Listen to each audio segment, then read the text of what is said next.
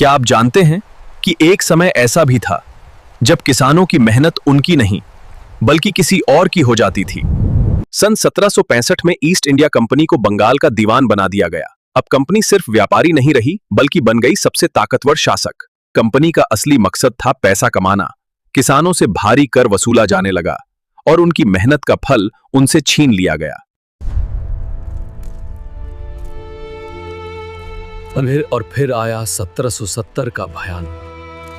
फिर आया स्थायी बंदोबस्त, जिसमें जामींदारों को कर वसूलने का अधिकार दिया गया, लेकिन इसका बोझ पड़ा गरीब किसानों पर। किसान कर्ज में डूब गए। समय पर कर न देने पर उनकी जमीन छीन ली जाती थी।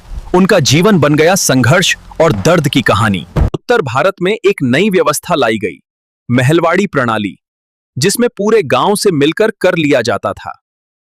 दक्षिण भारत में लागू हुई रैयतवाड़ी प्रणाली, जिसमें सीधे किसानों से कर लिया जाता था, लेकिन शोषण यहां भी जारी रहा। इन सभी व्यवस्थाओं के बावजूद किसानों की हालत नहीं सुधरी। गरीबी, कर्ज और दुख उनकी जिंदगी के एक हिस्सा बन गए हैं। कंपनी ने किसानों को मजबूर किया कि वे अपनी जरूरत की फसल नहीं बल्कि यूरोप के लिए नील और कपास उगाएं। अगर आपको ऐसे ही रोचक और सच्ची कहानियां पसंद हैं तो अभी चैनल को सब्सक्राइब करें और घंटी जरूर दबाएं।